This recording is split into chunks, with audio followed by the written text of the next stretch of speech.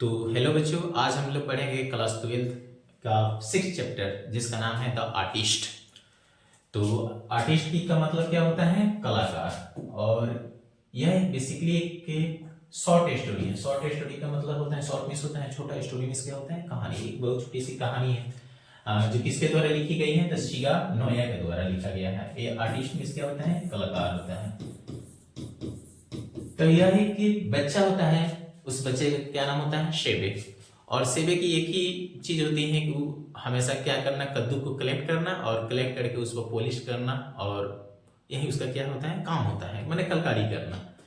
तो यह स्टोरी बताती है कि किस तरीके से इंसान के समाज के प्रेशर के कारण, घर वाले के प्रेशर के कारण एक इंसान क्या करते हैं, अपनी जो टैलेंट होता है वो टैलेंट को खत्म कर देता है।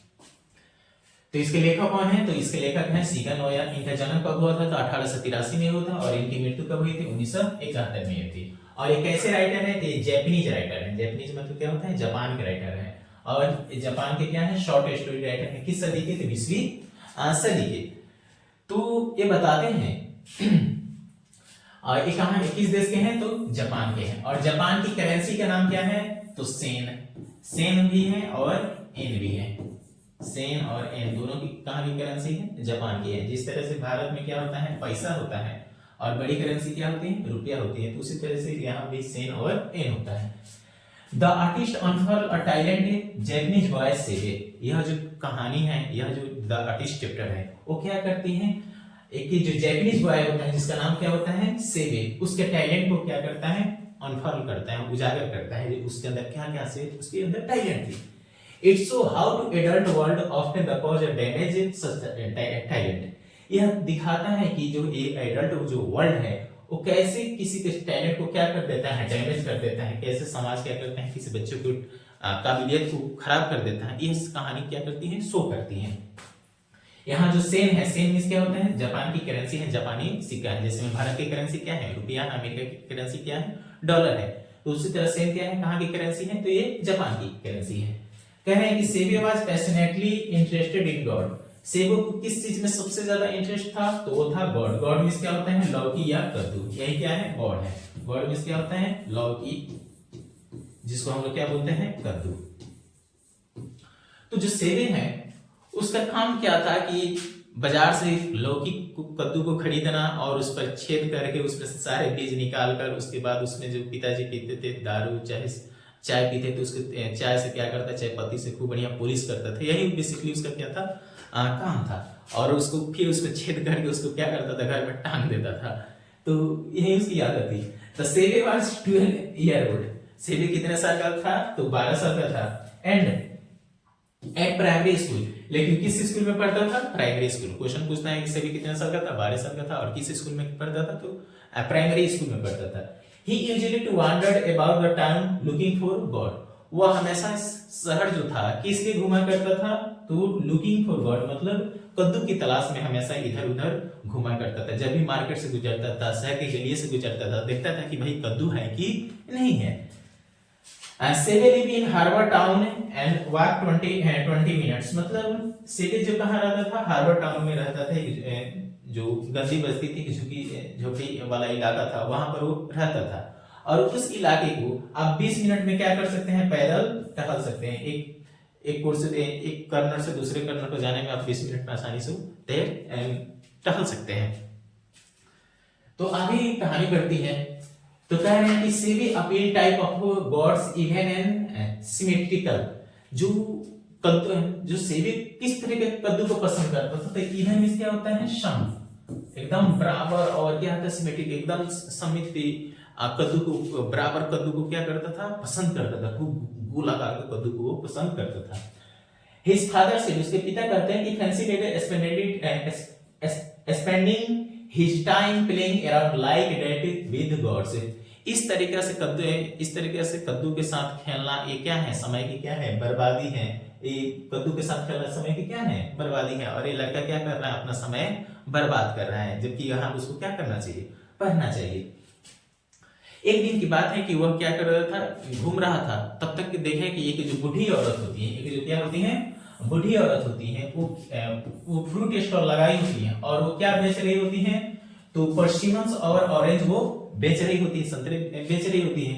और वहां देखता है कि उसकी जो फल दुकान है उसके पीछे जो है एक उसको कद्दू दिखाई दिया। वो कद्दू कितने इंच का था? तो 5 इंच का था। और तो पूछता है कि 5 इंच का कद्दू का दाम कितना है? तो वो बोलती है कि तुम छोटे बच्चे हो तो मैं तुमको 10 सेन में दे दूंगी। कितना सेन में दे दूंगी? 10 सेन में दे दूं। तो भागे भागे घर जाता है और पैसा लेकर आता है। तब तक स्कूल के लिए लेट हो जाता है। तो कद्दू को कहाँ लेकर चला जाता है? स्कूल में ही लेकर चला जाता है। अब देखिए क्या होता है, जैसे कद्दू को लेकर स्कूल में गया होता है तब तक के सारे जो एथिक्स के टीचर थे वो पढ़ा रहे होते हैं। तो क्या करता है, टेबल के नीचे बैठ के कद्दू को अपना पुलिस वगैरह सब कर रहा होता है। तब तक वो रंगे हाथे पकड़ा जाता है। तो देखिए शिक्षक क्या करते हैं, तो कह रहे हैं कि he was caught by teacher. वह किसके द्वारा पकड़ा जाता है? तो टीचर के द्वारा पकड़ा जाता है इन एथिक्स क्लास। एथिक्स क्लास में होता है नैतिक शास्त्र। नैतिक शास्त्र की जो पढ़ाई होती है उस एथिक्स क्लास में क्या करता है, वो पकड़ा जाता है। वो बोलते हैं children should indulge in such effeminate pastime as a collecting gourds. इस तरीके से कद्दू का कलेक्टिंग करना यह पुराने समय में लड़कियां नाड़ी जैसा लड़कियां क्या करती थी, इकट्ठा करती है। अर्थात जो श्रृंगार का सामान, लिखने पोतने वाला, पुलिस वाला सामान, ये सब कौन करती है? लड़कियां करते हैं। ये बच्चे तो नहीं करना चाहिए, वो बताते हैं। कह रहे हैं कि he never minded having his students sing the non-noisy words। वो उनको कोई ज्यादा प्रभाव, जब उस एथिक्स जो टीचर थे उनकी क्लास में अगर कोई गीत गा रहा होता है, नॉन बुद्धि ब्लड से एक मतलब जापानी गीत होता है, अगर उनकी क्लास में कोई गीत गा रहा होता तो उससे उनको ज्यादा फर्क नहीं पड़ता था। लेकिन वो क्या कर रहा था, कद्दू के साथ क्या कर रहा था, पुलिस कर रहा था। तो उसको क्या कर लेते हैं, पकड़ लेते हैं और कद्दू को जब्त कर लेते हैं। आगे बता रहे हैं कि द टीचर शाउटेड, शिक्षक ने चिल्लाया, यू आर एन इडियट, क्या तुम मूर्ख हो? There absolutely no future for a boy like you. तुम जैसे बच्चे का कोई फ्यूचर नहीं होता है। Then and there he confiscated the god. उसके बाद क्या करते हैं, उस गॉड को क्या करते हैं, कन्फिस्केट करते हैं, मतलब जब्त कर लेते हैं। उनको उस कद्दू को छीन लेते हैं। कहते हैं कि तुम जैसे बच्चे का कोई भविष्य नहीं, तो उसको चिढ़ाते हैं और उसके बाद जब्त कर लेते हैं। और उसके बाद किसके घर जाते हैं, सेवे के घर जाते हैं। तो सेवे के घर जाते हैं तो उसके पिताजी होते हैं, वो काम पर गए होते हैं। और कौन रहती है, माँ होती है। तो सारा टीचर का जो गुस्सा किस पे निकलता है, माँ पे ही निकलता है। तो जो सेवे के फादर थे वो कहाँ काम करते थे, तो कारपेंटर शॉप। कारपेंटर शॉप का मतलब होता है बढ़ई की दुकान, वो काम करते थे। तो वहां पर जाकर जैसे टीचर घर पहुंचते हैं तो उनकी माँ ही बेटा आ जाती है और सारा गुस्सा किस पे निकालते हैं, माँ पे ही बोलते हैं। कहते हैं this sort of things responsibility of family. इस तरह का जो बचकानी हरकतें हैं, इस तरह का जो हरकतें हैं, इसकी जिम्मेदारी किसकी है, फैमिली की है। परिवार की जिम्मेदारी बनती है कि बच्चों को कैसे परवरिश देना है। वो सारी बात बोलने लगते हैं और माँ रोने लगती है।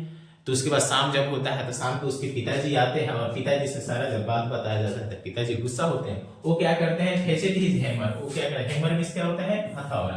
वो हथौड़ा उठाते हैं और systematically smash them in pieces. और सारे जितने भी उस घर में लौकी कद्दू को गॉड्स को टांगा गया था सबको क्या करते हैं, बराबर से धागे टुकड़े टुकड़े कर देते हैं।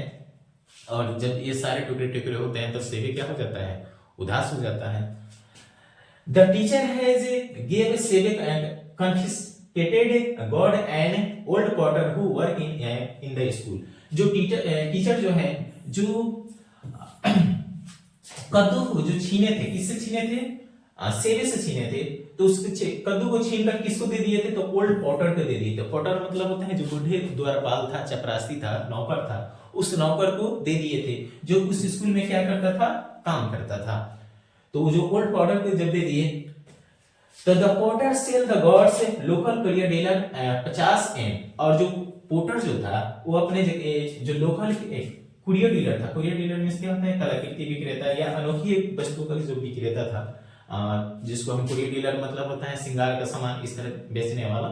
तो ये सारा जो कुरियर डीलर पास, तो सोचता है एक दिन वो बूढ़ा जो चपरासी जो था, द्वारपाल था, वो सोचता है कि कद्दू को हम करेंगे क्या, तो इसको हम क्या करते हैं, कुरियर डीलर से हम बेचते हैं। तो वहां जो बेचने जाता है तो उसको बार्गेनिंग करते करते कितना रुपए मिल जाता है, तो 50 एन मिल जाता है। 50 एन मतलब वहां जापान की सिक्का 50 एन उसको क्या हो जाता है, मिल जाता है, वो चकित हो जाता है कि इस सारी छोटी सी चीज जो कितना में खरीदा था, 7 कितना में खरीदा था, तो 10 सेन में खरीदा था, और वो उसको कितना मिल रहा था, 50 एन मिल रहा था। एन क्या है, जापान की करेंसी है, यही क्या है, जापानीज नोट है। जिस तरह हमारे नोट पर महात्मा गांधी होते हैं, यहाँ पर उनके यहाँ का पैसा है। तो कह रहे हैं कि जो पोटर जो कद्दू को जो क्या करता है, किससे बेचता है, तो लोकल कुरियर डीलर से कितना में बेचता है, 50 से एन में बेचता है। और उस जो कुरियर डीलर क्या करता है, उस कद्दू को एक wealthy collector in the district for 600 एन। और जो कुरियर डीलर क्या करता है, एक बहुत बड़े अमीर संग्राहक को, जो जिले के बहुत बड़े संग्राहक होते हैं, कलेक्टर होते हैं, उनको कितना में बेच देता है, 600 एन में बेचता है। अब समझिए, जो चीज खरीदा गया था 10 पैसे में, उसको एक ने बेच दिया 50 एन में, फिर उसने 50 एन से कितना में बेच दिया, 600 एन में बेच दिया। तो ये बताइए कि वो एक बच्चे के अंदर कितनी कलाकारी थी कि वो कलाकारी के कारण उसकी क्या होती है, वैल्यू बढ़ जाती है। जैसे में हम लोग क्या करते हैं, कोई पर्दा है तो पर्दे के कपड़े की कीमत कम होती है, लेकिन उस पर्दे पर जब हम कलाकारी करते हैं, पेंटिंग वगैरह करते हैं, तो उस कपड़े की क्या होती है, कीमत बढ़ जाती है। सेम टू सेम इंसान होता है, इंसान की कोई कीमत नहीं होती है, लेकिन जब इंसान अपने आप को निखारता है, अपने ज्ञान से, अपने काबिलियत से कोई चीज सक्सेस हासिल करता है, तो उसकी क्या होती है, कीमत बढ़ जाती है, उसकी वैल्यू क्या हो जाती है, बढ़ जाती है। तो कद्दू साधारण से ही कद्दू था, लेकिन उस पर क्या किया था, कलाकारी की गई थी, जिसके कारण उसकी वैल्यू क्या हो जाती है, बढ़ जाती है। तो यह कहानी बताती है किस तरीके से लोगों की कहे अनुसार, लोगों की समाज के सतारने के अनुसार क्या होता है कि टैलेंट क्या हो जाता है, दब जाता है। आज तो देखिएगा, हम क्रिकेट के भगवान कौन है, सचिन तेंदुलकर है। तो सचिन तेंदुलकर जो थे मैट्रिक में फेल थे। अब सचिन तेंदुलकर चाहते हैं कि हम कलेक्टर की तैयारी करें, आईएएस की तैयारी करें, क्या कभी वो आईएएस बन पाते, नहीं बन पाते। लेकिन उनका टैलेंट किस चीज से था, क्रिकेट खेलना। तो क्रिकेट में उन्होंने खेला, आज क्या है, क्रिकेट के भगवान कहे जाते हैं। लेकिन वो मैट्रिक में फेल थे, लेकिन आज महाराष्ट्र के बोर्ड में जाएंगे, महाराष्ट्र राज्य के हैं वो, तो महाराष्ट्र के 10th क्लास का जो पहला चैप्टर है वो किसके बारे में है, तो सचिन तेंदुलकर के बारे में है। तो इंसान के पास बहुत सारे टैलेंट होते हैं। ये जरूरी नहीं है कि हम सामने वाला डॉक्टर बनता है हम भी डॉक्टर, वो टीचर बने तो हम भी टीचर बने, डजंट मैटर। आप उसके सब एक समान नहीं है, सब एक दूसरे से क्या है, अलग है। सबके अंदर टैलेंट अलग है। कोई अच्छा गा सकता है, कोई अच्छा खेल सकता है, कोई अच्छा पढ़ सकता है। तो जिसमें जो रुचि है उसको उसके अनुसार उस पर काम करेगा, तो उस चीज में क्या करेगा, सक्सेस करेगा। चाइना में जाइएगा, चाइना में क्या होता है कि जैसे ही बच्चा क्या होता है 12 साल का होता है, तब तक उसके मेंटली टेस्ट लिया जाता है कि बच्चा किस चीज में इंटरेस्ट है, उसको गेमिंग में इंटरेस्ट है कि टेक्नोलॉजी में इंटरेस्ट है कि साइंस में इंटरेस्ट है कि मेडिकल में इंटरेस्ट है कि सिंगिंग में इंटरेस्ट है, किस फील्ड में उसको इंटरेस्ट है, उसी फील्ड में उसको क्या किया जाता है, डेवलप किया जाता है, और वो उसमें सक्सेस भी होता है। लेकिन हमारे यहाँ समाज में क्या होता है कि फलाना जो होते हैं वो डॉक्टर बन गया, डॉक्टर बनकर पैसा छाप रहा है, तो हम भी सोचते हैं हम भी डॉक्टर बन जाए, भले उतनी काबिलियत हो या ना हो। अब दूसरे प्रोफेशन में जाइएगा और देखिएगा, जितने भी प्रोफेशन है, कोई भी प्रोफेशन अच्छा नहीं है और कोई भी प्रोफेशन बुरा नहीं है। किसी भी प्रोफेशन में जब आप टॉप पे जाइएगा तभी आपको मान सम्मान मिलेगा, वो इज्जत मिलेगी, वो प्रतिष्ठा मिलेगी और वो रुतबा पैसा मिलेगा। छोटे अगर डॉक्टर छोटा है, छोटा मोटा डॉक्टर है, तो उसकी उतनी इज्जत नहीं होगा और उतना पैसा भी नहीं कमाता। लेकिन वही डॉक्टर क्या है, बड़ा हो जाता है तो पैसा भी होता है और मान सम्मान भी जाता है। तो किसी हमें लाइफ में क्या करना चाहिए, कभी भी कि हमें अपने टॉप पे पहुंचना चाहिए, कभी भी डाउन पे नहीं। डाउन पे रहेंगे तो उतनी पैसा हम नहीं कमा पाएंगे किसी भी प्रोफेशन में। एक ये हम स्पीकर से सुने थे कि अगर आपको मोची बनना चाहते हैं तो मोची ही बन, लेकिन तू ऐसा मोची बन कि तेरे जैसा मोची शहर में ना हो कि लाइन लग जाए वहीं, जब जूता का पॉलिश कराएंगे या जूता बनवाएंगे तो उसी से बनवाएंगे। तो हमारे अंदर वो काबिलियत होना चाहिए कि हम वैसा बने कि हमसे बेहतर कोई ना हो, उस फील्ड का क्या बने, बादशाह बने। अगर हम हर काम करने लगेंगे तो हम किसी चीज में फील्ड का बादशाह नहीं बन पाएंगे। आगे क्या होते हैं कि his father has begun to spoil his painting। अब बच्चा क्या करता है, वो कलकारी छोड़कर लौकी पर पुलिस करने वाला काम छोड़कर वो क्या करने लगता है, पेंटिंग करने लगता है। फिर भी उसके पिताजी क्या करने लगते हैं, पेंटिंग करने पर भी डांटने लगते हैं। और इस तरीका से ये कहानी खत्म होता है। तो ये कहानी बेसिकली बताते हैं कि किस तरीका से एक इंसान के, एक बच्चे के टैलेंट को दबाया जाता है और समाज का प्रेशर उसको क्या करता है, उसके टैलेंट को दबा देता है और उसकी टैलेंट बर्बाद हो जाती है, डैमेज हो जाती है। यह कहानी इस चीज को क्या करती है, उजागर करती है। Thank you.